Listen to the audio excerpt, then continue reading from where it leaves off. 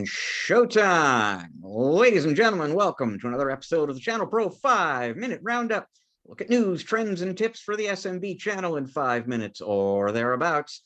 My name is Rich Freeman. I am executive editor of the ChannelPro Network, also a host of this program. I am joined this week, as I am every week, by your other co-host, Eric Simpson, a business transformation and improvement advisor to MSPs and other IT providers. Eric, how are you doing on this momentous occasion? I'm feeling a little older than I normally do today, Rich. What about you? I am indeed. I am indeed. And why are we feeling a little bit older, Eric? Well, because today marks our 200th episode of the 5 Minute Roundup, Rich. It's our bicentennial. It's incredible. And our very first episode aired in January 2018. Here we are, 4 years later, 52 weeks in a year, and this is episode 200. It tells you we very rarely have missed a week in these 4 years here. And yeah, and the other thing, I'm being kind, Eric, because I could show people some video from that very first episode, but I'm not sure either one of us wants people to see what we looked like 4 years ago versus now. Yeah, I'm with you on that one, Rich. But we thought episode 200, this is kind of a landmark for us. And we thank you very much in the audience for sticking with us for 4 years or however long you've been watching or listening. We thought what we would do, instead of talking about the news this week, is maybe take a look back at those last 4 years there and talk about what maybe the one thing that each of us least saw coming, considers most important, most surprising. What's the big kind of overarching story from the last 4 years? And Eric, I will let you go first. Well, Rich, I'm going to take the move toward the accelerated movement toward the cloud. 4 years ago, Rich, I think partners were still struggling with, how to introduce the cloud to their clients, how to overcome objections to the cloud, pricing, positioning, invoicing. I mean, it was just something that I don't think had the momentum that cloud vendors, and you know who they are, really had hoped for. But boy, fast forward 4 years to today, Rich, the acceleration and adoption to the cloud, especially, as a direct result and because of the pandemic, I would say was the catalyst for some of this stuff, has been astronomical. I mean, the move toward the cloud and the acceleration is something that is night and day different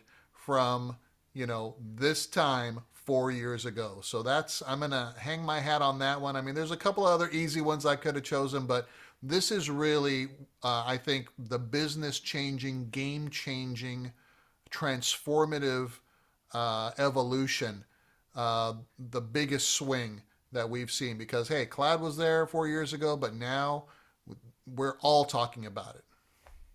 Yeah, and this is a great choice because if you go back in time 4 years, there was plenty of cloud computing going on, and we all kind of understood that most of what SMBs in particular do would eventually be done in the cloud.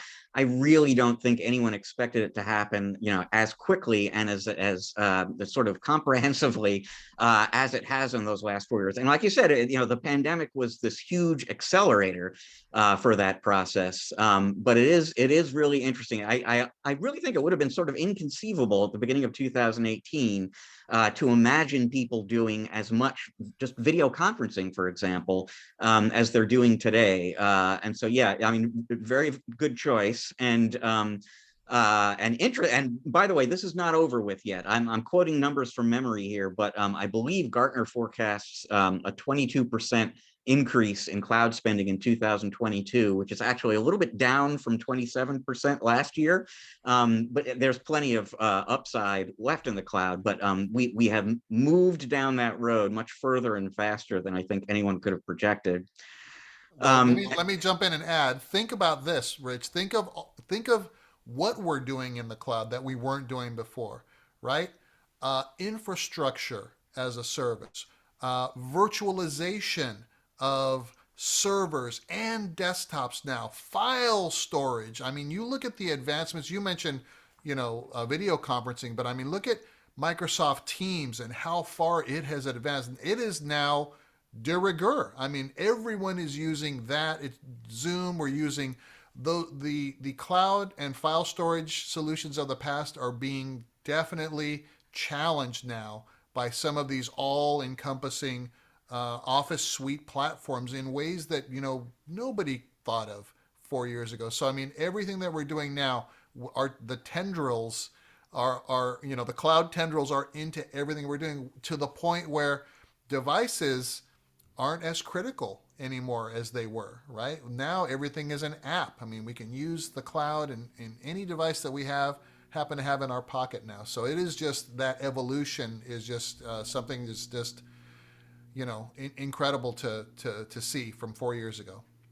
And that's that switch to a model in which the device really doesn't matter. It's all about the cloud. That's what does matter. Has huge long-term implications for managed services. If you're building your business around supporting devices today, that's going to be more and more of a commoditized, less kind of strategic thing to be offering. It's really going to be about how are you managing, orchestrating, integrating cloud services down the road. So yeah, totally industry changing transformation. And the other thing that's interesting about it is that, like we said, it's happened a lot faster than we expected to a great extent because of the pandemic. And so my choice is a similar kind of phenomenon that was accelerated a great deal. I believe it was going to happen either way. It's gone further and faster because of the pandemic. And the one that came to mind for me is the whole mergers and acquisition phenomenon in the managed services world right now, where you've got private equity money flooding into the market. You've got existing MSPs merging with one another, regional, national companies coming into being. I think a lot of people, outside the industry even kind of recognize the power and the value of the managed services model and the recurring revenue that partners generate and the scale of the potential market out there, SMB and beyond, companies that really kind of need to outsource some or all of their IT. And so there was certainly an expectation that managed services would get significantly bigger. And as it did, you would see more of this M&A kind of activity. But again, once the pandemic hit, that started happening in a much bigger way. It's become huge right now. Truly, when I talk to advisors who are helping both the sellers and the buyers in these M&A transactions, they will often tell me there is more private equity money out there than there are MSPs to buy, MSPs for sale, basically. That's kind of how fast and furious it's gotten right now. And it's a reflection of a sort of related pandemic fueled trend, which is that we really did discover how valuable and how important the work MSPs do is to the functioning of the economy right now. And so everyone who doesn't have one, and it's very few businesses right now, wants to have an MSP, and that really has just, if anything, really kind of amped up this M&A trend. Yeah, that's a great pick, Rich. And not for nothing. I mean, just driving valuations through the roof, right? I mean, just and I do a fair amount of M&A consulting myself, and just looking at what's happening because all of this interest and money is flowing in, and not just MSPs, but of course, MSP adjacent organizations, the cybersecurity companies are also being just a lot of M&A activity, a lot of acquisition activity there. So it is a very interesting and unique phenomenon that we can tie back to the accelerant being the pandemic. And the question then becomes, well, Rich, if the pandemic hadn't occurred, right? How much of this would we have missed? And I've done a little bit of research, and there's a McKinsey survey of CEOs and business leaders at the enterprise level that illustrate that some of that acceleration toward the cloud and cybersecurity and online was as much as more than 60-70% faster than what they had already planned in their growth strategy. And now, because of the pandemic, because of what you've said, that they see the value in these MSPs and MSSPs to such an extent that they are now viewing investing in managed IT services and cybersecurity as a much, much more strategic and higher priority for their organizations than ever before. So this is really, a game changer in terms of, if someone wants to go start a practice tomorrow, how quickly they could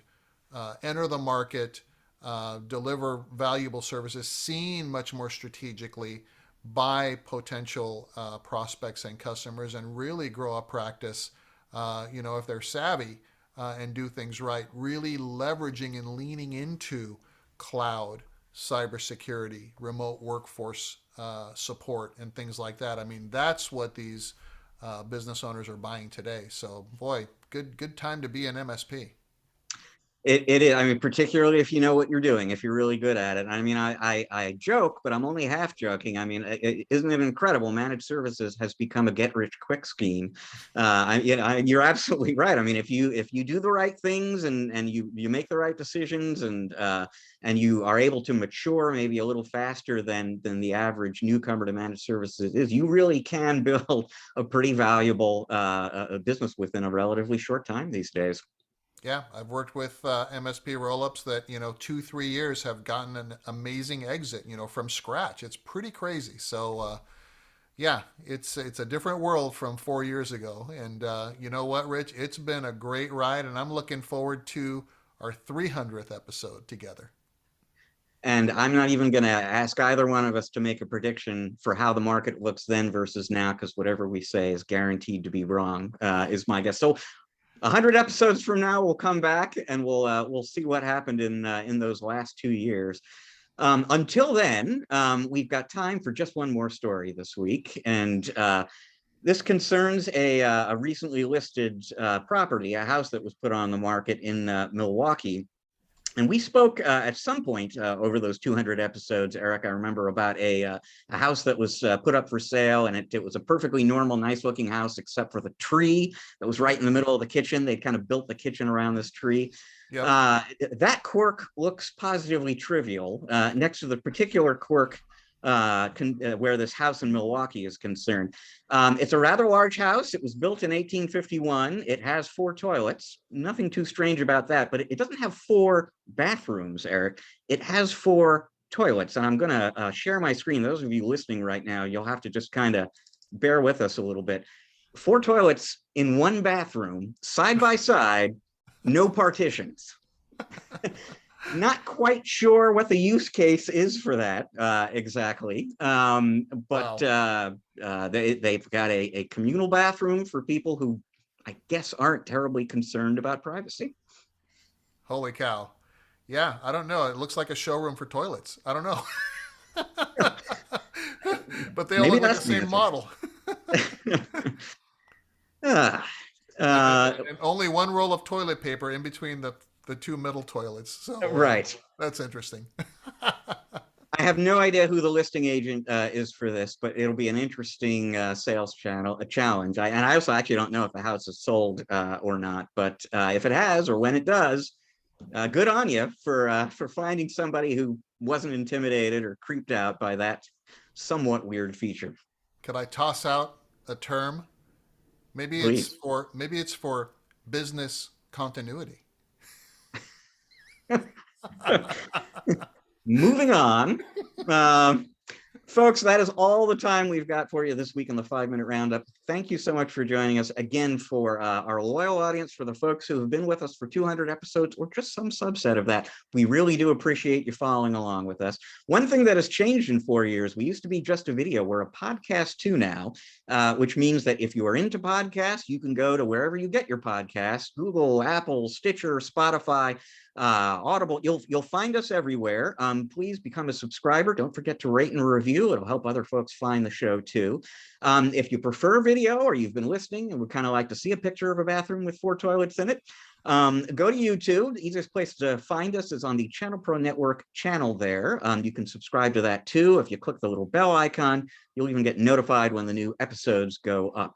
You can read more about what's happening in the industry, stay on top of the news, get all sorts of great business growth advice for your company every day at channelpronetwork.com because we've got terrific new content for you there every day. You want to learn more about Eric and the work he does with his clients, your destination should be ericksimpson.com, E-R-I-C-K Simpson.com. Again, we thank you for joining us very much, folks. We're going to see you again in a week. Until then, please enjoy the rest of your week. Eric and I are enjoying the rest of your week already.